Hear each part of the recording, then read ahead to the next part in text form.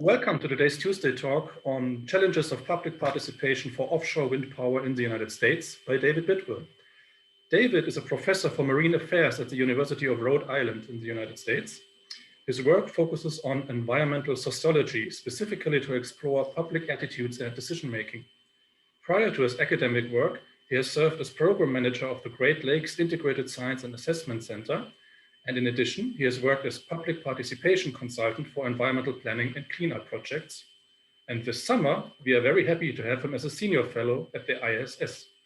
Before we start, just please keep in mind that we are, as usual, recording this session. And now, David, please, the floor is yours. Thank you very much. And I just took a little look at the participants. It's nice to see some familiar people there.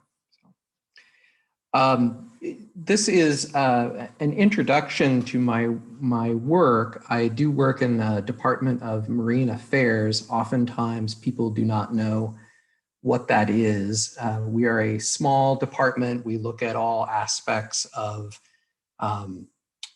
policy and management around coastal and marine issues. I came into the department 7 years ago as part of a hire to work on offshore renewable energy. And so this is work, a lot of my work over that time has been looking at public acceptance of offshore wind in the United States. But as Achim said in the introduction, my earlier life was around public participation consulting. This gives me a chance to pull together those two worlds of offshore wind energy and public participation in the work that I do. So let me start just by giving a quick overview of what I want to talk about today.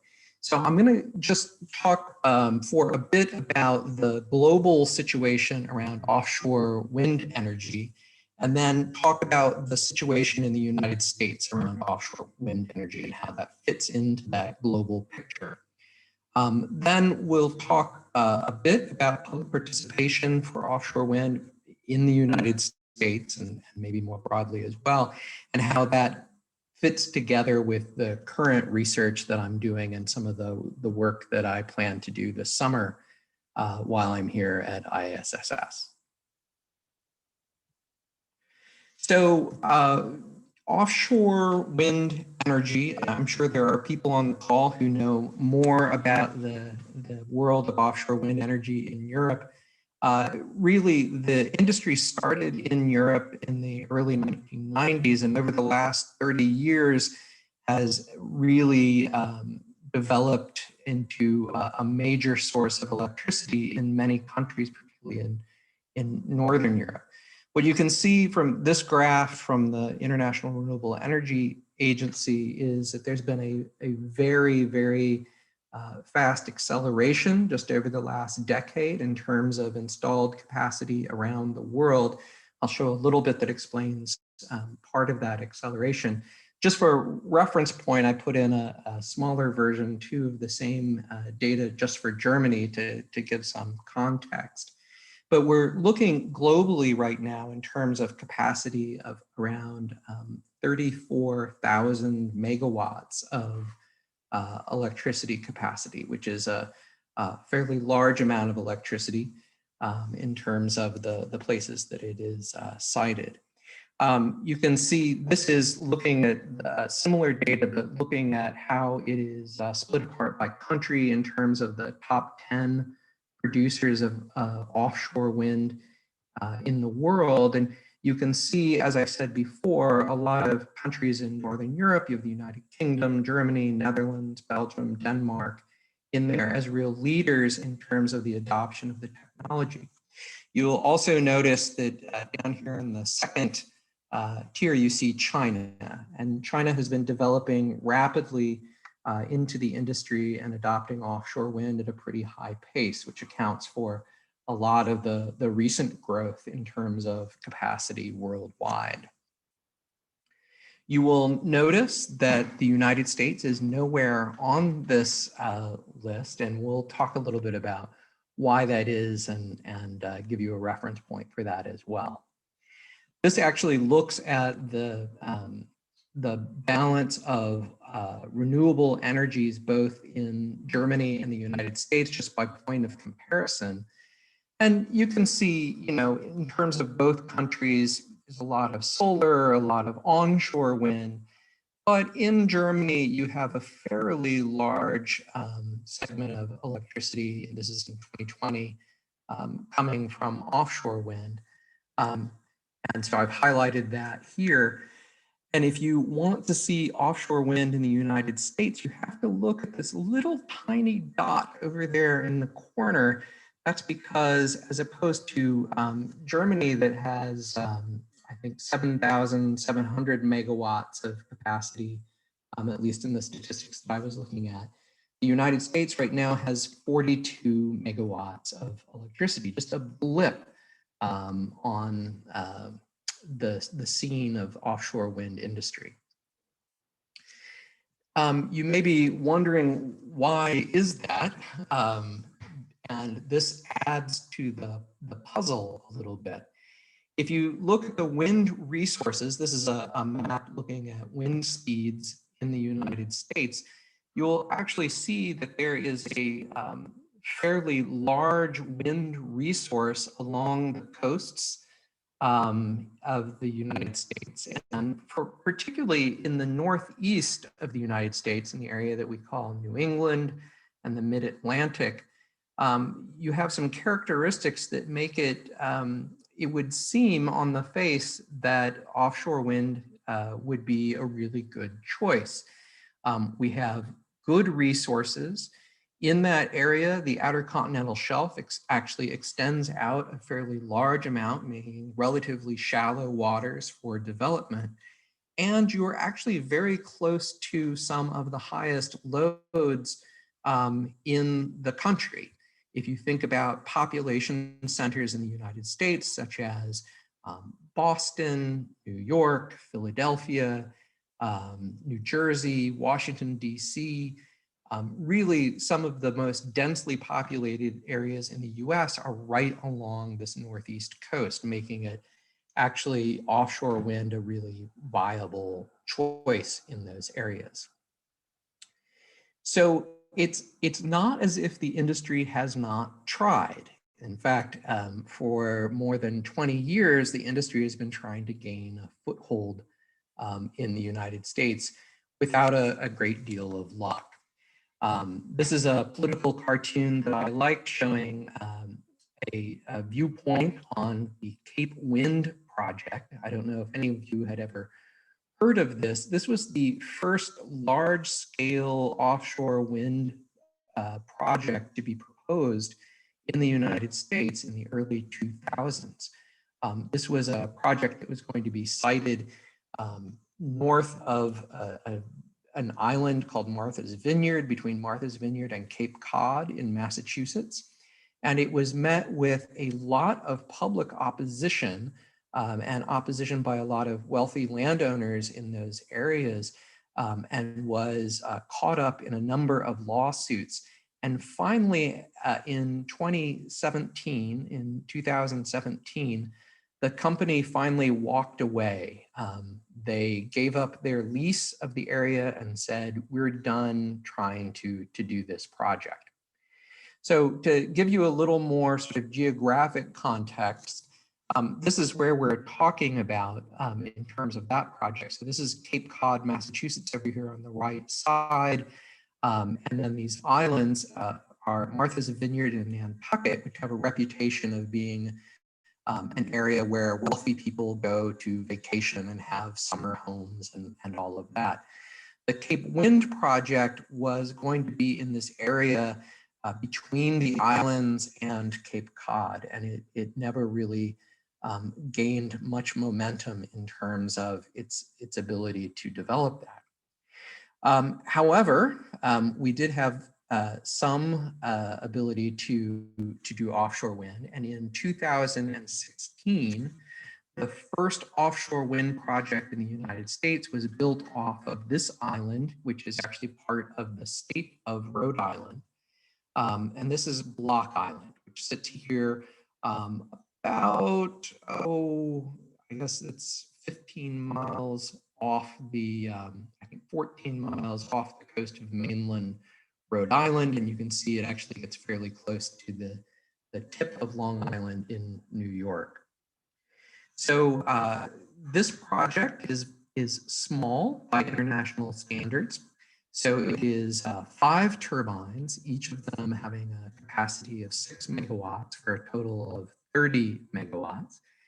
And it was constructed actually in state waters.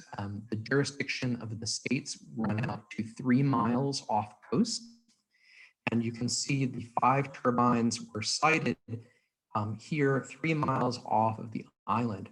And that location was actually arrived at through a 2-year-long ocean planning process. And I'm happy to answer some questions about that as well. So the electricity from this project goes directly to Block Island, and then excess energy, which is not used by the island, goes into the mainland electricity grid in Rhode Island. Despite this very slow beginning in terms of offshore wind development, it really lifted the spirits of the industry and of advocates of offshore wind.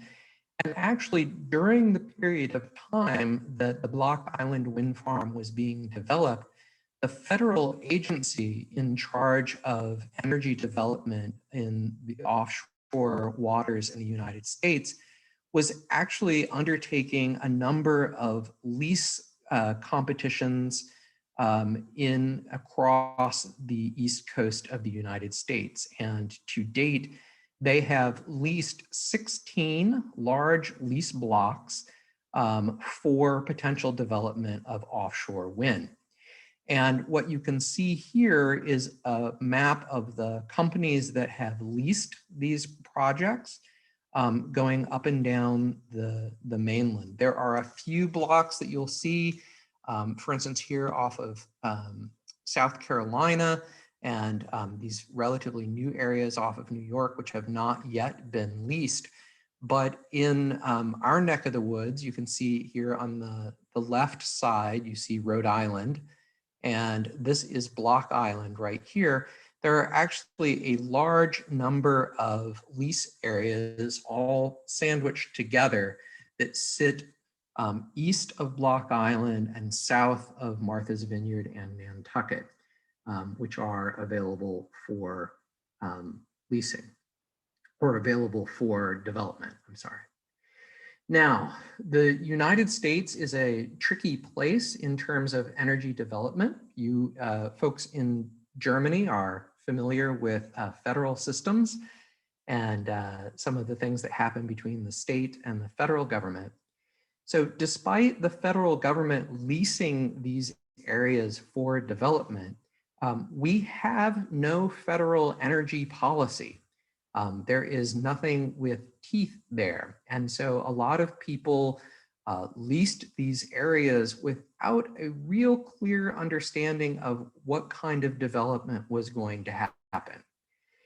Well, after the Block Island wind farm was completed, the states realized that this was both a good way to reach greenhouse gas emissions goals, as well as the hope of creating jobs and economic development. In 2017, the state of Massachusetts passed a law requiring that 1,600 megawatts of electricity sold in the state by, I believe it was 2024, had to come from offshore sources. And what that did is create a market. They put out for proposals for projects and did a competition for projects that way. So the other states in the Northeast, not to be outdone by Massachusetts, decided they would start doing the same thing. And this caused a cascade of commitments by legislatures and state governors.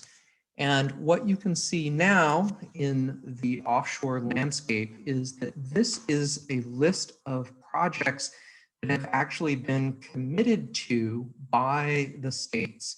So they have awarded these projects to developers in those lease areas. And what you'll see is a very fast acceleration from that time of 2017 in terms of awarding of projects. The states started trying to outdo each other in terms of the amount of electricity that they were committing to from offshore resources. And you can see that that has created a large amount of pressure in terms of the size of projects that are out there. Up to the last two projects to be committed to by the state of New York are both more than 1,200 megawatts each. This, of course, has been met with both a lot of support and a lot of opposition in the region, up and down the East Coast, and certainly within the region where I work in New England. Adding to this is we have a new presidential administration in the United States. The Biden administration has come in and has recently made a lot of commitments after 4 years of no action in terms of, well, even worse than no action, sort of steps backwards in terms of greenhouse gas emissions. The Biden administration just recently came out with a commitment to try to reach a 50% reduction in 2005 levels of greenhouse gas emissions by 2030. To help achieve this, you can see this is the Secretary of the Federal Energy Agency, the Department of Energy in the United States, and Secretary Granholm made a commitment to implement 30 gigawatts, so 30,000 megawatts of offshore wind deployment by 2030. That is really, it is necessary to implement a lot of offshore wind in order to meet those greenhouse gas emission targets put forward by the Biden administration. Now, it's important to remember these commitments have no teeth to them. They are simply political commitments at this point until laws are passed that, that make this an obligation. So how are people responding to this? So the most of the pressure in terms of projects right now that are seeking to be permitted, so the state agrees to the projects and awards these projects. They create an agreement between the utilities in those states, but then the private developers have to go through a whole process of getting federal permits to build the project. During those processes, which have been very much focused on the New England region in Rhode Island and Massachusetts, there has been a fair amount of opposition that has come up. The loudest of the opposition has come from commercial fishing. This is a picture of a trawler off the Block Island wind farm in Rhode Island. And even just within the last few weeks, there has been a lot of action taking place on this. The federal government just awarded the permits. They have approved the first large-scale project, which will actually happen not too far from where the Block Island wind farm is. It's called the Vineyard Wind Project. So that is for 800 megawatts, which puts them in the range of 40 to 50 turbines. And that has been met with a lot of anger by the fishing community, who is not supportive of the industry and had a lot of problems with how Vineyard Wind, which is mostly owned by a Danish company, how they have gone about it. So there's been a lot of opposition there. Also, just in Rhode Island, in terms of approval of projects, for a project on Long Island in New York, where the power would go there, we have seen, these are just articles from the past week or two in terms of objections from fishing groups, but also some other communities have raised a lot of concern around visual impacts of the offshore wind development with regards to tourism and quality of life and property values. So where does that land us? Those of you from Europe are certainly familiar that offshore wind has faced a lot of challenges in Europe as well as in the United States.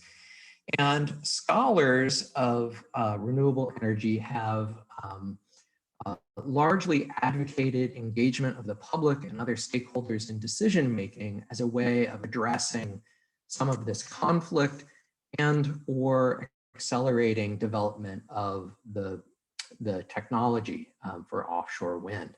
So there's a fairly large literature out there about this.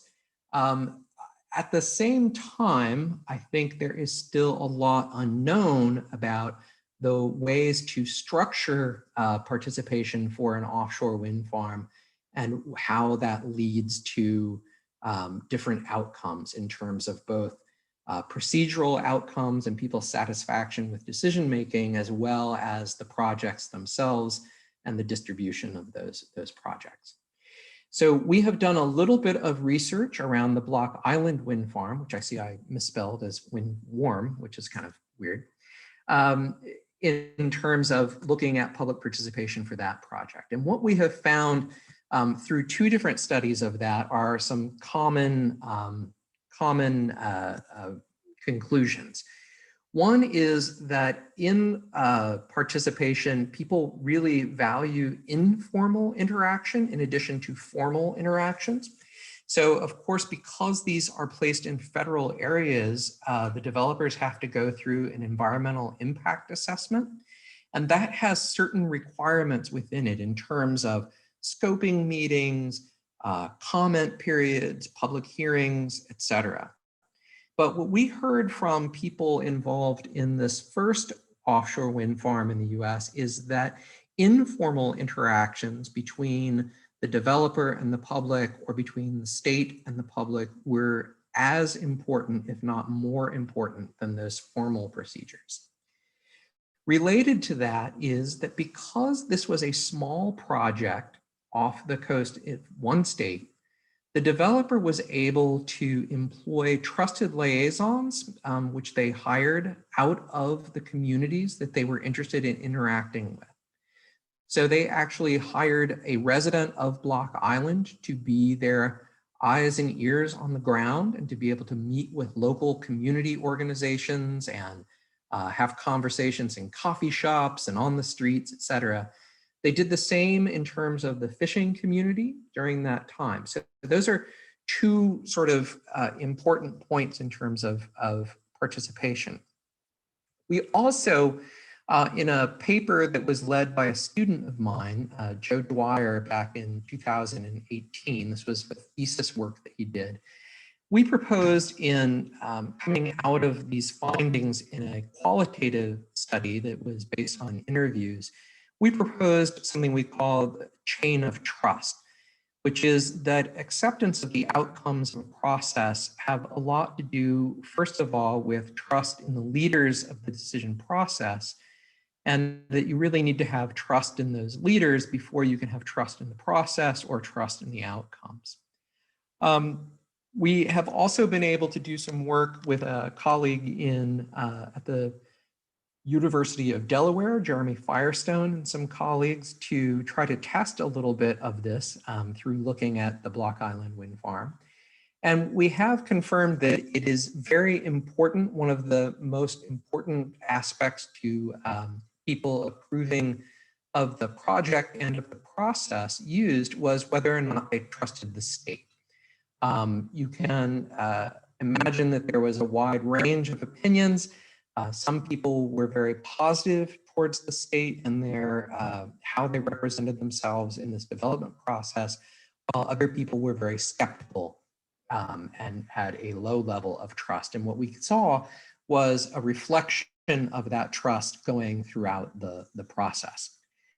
We also, though, question a little bit of our chains of trust model here, in that we did see some evidence also that people were reflecting back on the process based on how they felt about the outcome. So they liked the project as it was developed, and so they feel better about the process and about the people who were involved in developing that. This fits right in with my broader interest in public participation for renewable energy, and this is going to lead us into talking about my current project. In 2016, in Nature Energy, I published this commentary that really posed 4 broad questions around participation in renewable energy. These are trying to understand the scope of the decision that is being made and what kinds of processes best meet these different scopes of whether you're looking at a large policy conversation. Should we have offshore wind energy in our electricity mix?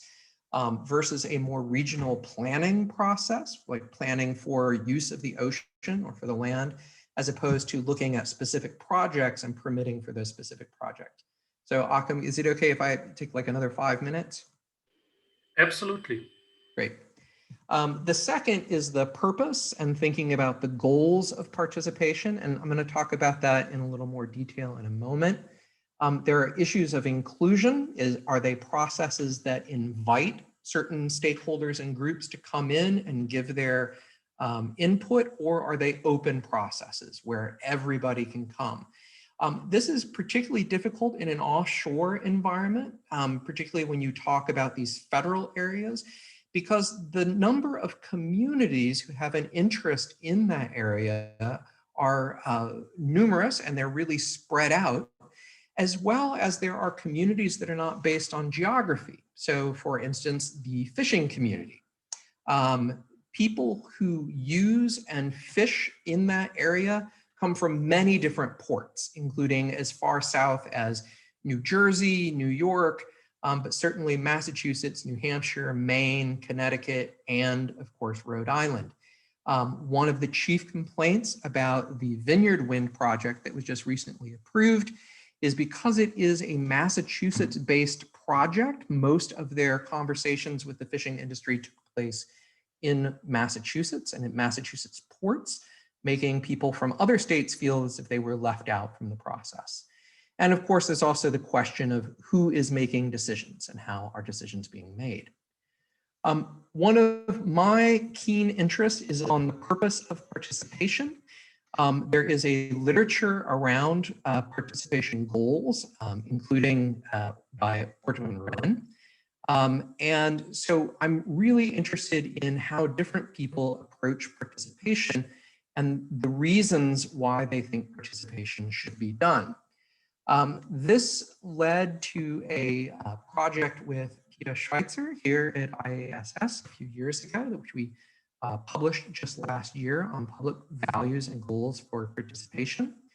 And in this, we took a couple of different models of participation goals, including one that Ortman and Pia have proposed in the past that looks at a range of normative goals, but also goals that were proposed by Fiorino back in 1990, which include instrumental goals and substantive goals as well.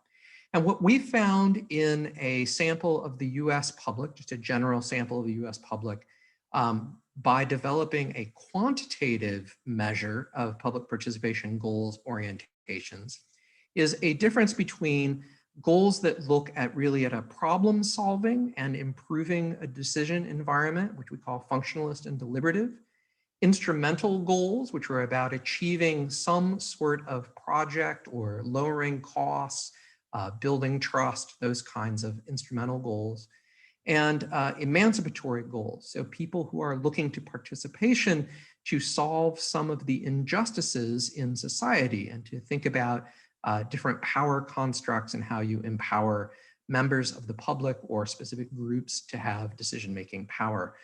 We also included in there, we came out with a goal called coercive goals. These were the least supported goal category in our project. And these really look at some of the ways that participation can be used to go against deliberative decision-making and to uphold current structures of power. So in terms of my current research and my work here at IASS, I have a couple of goals. One is to validate our quantitative tool of looking at public participation goals with a sample of the German public to make sure that this quantitative tool actually works in another area, in another country. And then assuming that that's going to work well, we're also looking to try to apply this tool in a case around renewable energy here in Germany, with really the question of, do these goals for public participation predict outcomes from a process? And I'm particularly interested in process outcomes around perceptions of competence and fairness, efficiency, some of the same kinds of themes that people have worked on here at IASS.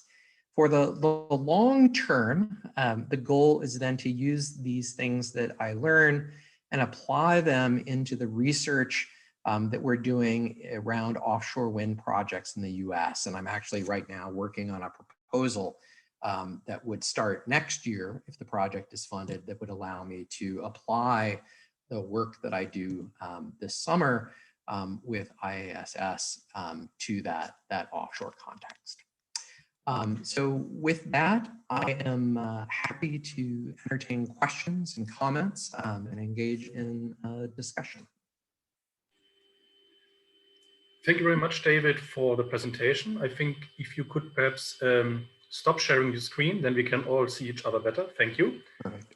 And as usual, if you would like to pose a question, either raise your hand, ideally with the raise hand function of Zoom, or put question into the chat so I can try to keep a speakers list. And Diana is already the first one who wanted to ask a question. Please, Diana. Thanks, Achim. Hello, everyone. Thanks for the presentation. I think I can relate to many issues you kind of raised, also like the importance of trust, for example, or the different dimensions of processes and outcomes. But I was wondering a bit more about this terminology of participation, right? I mean, you put in there like the specific goals, but still, for me, much of what you said sounded more like participation for receiving somehow acceptance or acceptability by the population for the offshore project. And I was wondering to what extent it's also more about like, you know, co-ownership, about creating really benefits for the communities, or how do you actually like, think like that's actually the people like could be motivated actually to become involved in such a process because they can really see some benefits from the offshore wind installations that are built. Is this something that is also discussed in the US that I would be really interested in? I mean, we have it a lot with onshore, also in Europe. Offshore is rather new or like not so much explored, but I would like to hear a little bit more from your side here and your thoughts. Thanks. Yeah, it's a terrific question. So first of all, let me say, I think you're absolutely right that most of the participation and kinds of participation that have been happening in the United States are very instrumental in their orientation. And we can look at that from a couple of different ways. One is most of the processes have been led and are being led by the developers, by the private companies themselves that are looking to develop these projects. And so their goal, I presume, and this is something that we need to look into more, is about getting the projects built, right? About decreasing opposition, about making sure that their timeline and their budget can stay on pace. I do think that there is room to explore some different models of participation and different ways of looking at participation in the States. So that gets me to the second part, which is about benefits and some of the arrangements that you've talked through. I'm sure you're probably familiar with some of the work that Claire Haggett and David Rudolph have done around community benefits and the offshore environment. So benefits are difficult in terms of the offshore environment because of that diversity of communities that are coming into play. So defining community becomes very, very difficult. That said, I think it is possible. Now, co-ownership and investment by communities has not been that common of a model in the US. And I know that community-based development and community ownership is a really big movement in Europe that just hasn't caught hold in the same way within the US. And I think there's room to talk about that. I had a student just last year who went to one of the communities in the state of North Carolina and was talking to some people about their perception of benefits and how those things could be worked out in terms of those communities that are closest to the projects, which oftentimes are not actually getting any of the electricity or any of the jobs, et cetera. You know, I think by and large, what people really want is for those decisions to be made in a participatory context. But we've seen some of that happening for some of the offshore wind projects, particularly where transmission lines are coming to ashore. But I think it's been a little bit like we use the term the Wild West, in that no one is overseeing this and there are no regulations or laws governing it at all. So I think one of the important things that we need to do is try to get a handle on what's happening in order to be able to make some advice of other things that should be going on. Thanks, great topic. Thanks. I've now got Ilan and Carlos on my list. Ilan, please. Thanks very much. Thanks for the talk. Very interesting and very clear sort of dimensions of what's involved. My question is about media, social media, legacy media, and its impact on this. I'm curious, this is a little bit prompted by work that I've been doing in Japan and looking, and one of the places specifically that we've looked at is in Hokkaido, which had a large blackout in 2018 from an earthquake, but where there's a considerable opportunity for offshore wind. But the big debate is between nuclear and wind. And also there are other things involved. But I guess the basic question is have you looked, is it worthwhile looking at the media sort of coverage and how that impacts these kinds of community or and industry responses in this process? Yeah, that's great. And that's actually part of this same proposal that we're working on, is really understanding more about communications as a whole. And I think more work needs to be done on that. We did have a colleague of mine did a little bit of work looking at some content analysis of media coverage around the Block Island wind farm.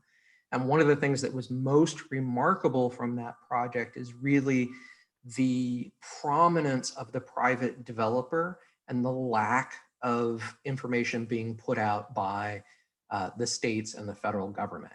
So they seem to, despite the federal government leasing the areas and the states creating the market, they seem very happy then to just step back and let the private companies take over from that point, which I think is likely to have a very large influence on how those interactions are taking place. Mm-hmm. I also think, and this is an interesting, you know, we, like so many other places, of course, are in an era of increased political polarization.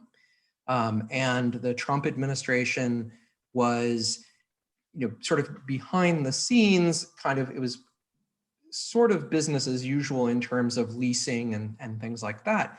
But the president himself was a very vocal opponent of offshore wind and has continued to even comment on the newly approved project. So, you know, I think like many things, like we saw with climate change, is that things can start out being relatively bipartisan and then they divide apart over time as people sort of strike an identity. And I have the sense that that is happening in the US. And I think we do need to look more into how that is happening through social media and through the press and how people are approaching these things. Yeah, just quickly to follow what you just said, which is that what we're interested in looking, this is also with two former fellows from IASS, Norio Okada and Sherry Towers, and one other colleague from Japan, is that the media and the social media, sorry, and the news media do not track each other entirely, and quite differently in Japan versus in the US. So there's some interesting dynamics going on there that may be informative in terms of, and I think you mentioned the idea of social identities that are associated with particular perspectives. Anyway, I think this is an area that's, the narratives of those are worth pursuing further and maybe informative. Super interesting. Yeah, feel free to drop me an email too and have a longer conversation about that. Thanks. I have Carlos next on my list, please. Thank you. Thank you very much, David. Really interesting project, and I see similar problems happening around the different infrastructure and energy expansion projects in Brazil, either larger hydro dam, but some occasionally even onshore wind expansion happening close to communities, and this consultation process needs to be taken carefully. And my question is, considering the, let's say, the expected expansion of offshore wind energy in generation in the US,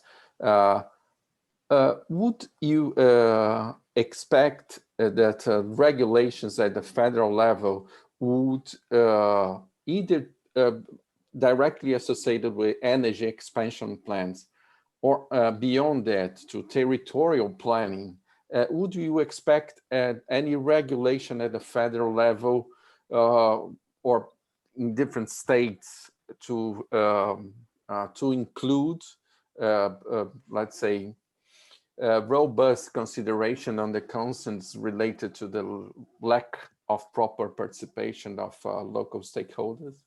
Thank you. So at the federal level, let me say, I think there's a lot of hope in the current administration and an interest in energy justice issues, of which participation is one of those. So they have at least been talking about that. Now, the question is, what will they actually do around that? There are some things they can do in terms of how agencies operate at the federal level that does not require legislation, where the administration can say, okay, this is how we're going to do business. And so they could make some improvements in terms of participation in that way. In terms of laws, almost nothing is getting passed in the US at the federal level right now. So I can't imagine that is going to happen. I do think that there's a lot of hope at the state level. And that's where I'm trying to focus a lot of attention when I talk to people and when we interact, is that I think there's a real responsibility on the part of the states for having created these markets to then follow through in terms of process, energy justice, environmental justice, and intelligent planning. So I think they have a lot more responsibility. And it is much easier to make changes in legal requirements at a state level. And so I think there is some possibility there in terms of giving some sort of requirement for certain kinds of processes and questions to be considered, such as Diana had spoken about this idea of benefits. And I think there could be requirements that say there has to be an agreement with host communities, for instance, that doesn't currently exist, but has been tried on individual projects to put a requirement in. So I think there is room for movement there. And Diana wants to pose a follow-up question. Yeah, maybe just to add on that, because it was raised again, like I really have a bit of problem like with the terminology of participation, or I wonder a bit how we can really define it better, and would be interesting to maybe develop it further, because like I think we have to be really carefully, like, and from my perspective at least, participation is not only consultation, right? Like to say, oh, we have asked them and proposed some questions and they said, okay, it's okay to build a project and then it's done. I mean, that's at least for me, like how I define participation in renewable energy. That's not enough, right? But so it would be really interesting, to discuss a little bit further what are maybe different dimensions we are talking about within different stages actually of the process. Is it really about the process dimension, right? Or is it really also about the outcomes? And then, coming back again to the benefits of the real ownership. What we also now progressively go also in the direction in the European policy frameworks, where it's often stated we have to allow really ownership in renewable energy, and not only like having the big companies being like the main players. I'm really sorry for the noise in the background. I'm sorry. It's fine. The noise was not bad, and I recognize the problem with the terminology, because I know there's a literature on participation which is much larger than the idea of consultation or engagement. My life has really revolved around that engagement in decision making. So I probably, particularly in crossing over between a European audience and a US audience, need to be more careful about that terminology, because I think participation is a much broader idea in terms of interactions between the public and the technology than how I've been using the term. Although I do think there's a crossover there, right, in terms of that topic too. Thanks. And now got Carlos and then Erica on my list. Carlos. I could come after Erica. It's a different question, and so Erica, please. Okay, Erica, please. Okay, that's fine. My question also goes in a very different direction. I was kind of curious because, I mean, this is obviously not your focus, but I was kind of curious about some of the differences in maybe like the research that has been done in terms of the actual effect that these wind farms have on, like, for example, local fishing or local fish, maybe more correctly, and the perceptions that like the community groups or the fisheries themselves have towards what the impacts will be and how much those are actually in line, like the perceptions and the reality, and how much that also then would affect the participation. Because I will also say that, like, I'm originally from the US, not from the East Coast, but from the US. And so I'm familiar with like Martha's Vineyard and stuff like that. And like, when you gave that example, I'm like, yeah, of course it failed. You know, like, it's a bunch of NIMBYs living there. And, you know, it's like, basically, like crudely said, a bunch of rich white people who are like, you're going to ruin the view from my multi-million-dollar home. And so, you know, it's a very kind of like one-sided perspective, which I realize I've totally oversimplified, but that's a very specific like perception of what the impacts are going to be from their viewpoint. And I kind of wonder what the reality is. I mean, obviously you can't just like, if you're looking at like, I want a nice view out my window, that is just a matter of perception, right? But there are, I'm sure, also some people who look at that and think, wow, that's great, because they associate all these different positive things with renewable energy, right? But so that's kind of what I was wondering, like how much these different perceptions versus the things that you can actually maybe objectively quantify that aren't like view, line up, or how much those play a role in these different processes that are going on in terms of participation. Yeah, it's actually a really interesting risk perception, risk communication issue, right? Whereas it is by and large in a lot of these communities where they have, they feel at least that there are significant matters at stake, whether it's economy, quality of life, whatever it might be, the environmental impacts as well. And in most of these communities, they have no familiarity with this technology, how they experience it, what it looks like. There's also, within the US context, there's a lack of data, right? Because there are no large wind farms. And what I've heard is that, you know, particularly ecologically in terms of fish, because the environments are so different and the industries are different, it's hard to make a lot of parallels between them. So, you know, and this is where some of that issue around media and social media comes into play as well, in that there are a lot of concerns which are not necessarily backed up by data, or data in one location can be very different. The context makes a big difference. So, you know, I've done some work. We just finished up a project recently looking at recreational fishing and angling around the Block Island wind farm and sort of how that works with perceptions versus reality, and trying to help sort of move a little bit into that dialogue and narrative around what the experience has been. I've also done a lot of work around recreation and tourism, and I think that's where there is a sort of a huge perception of it's going to be a disaster for an industry, where the data simply does not bear that out, right? And so it is, I think it is, you run into the same issues that you have in any sort of circumstance where there are high stakes and a lot of uncertainty, and how do you get people there?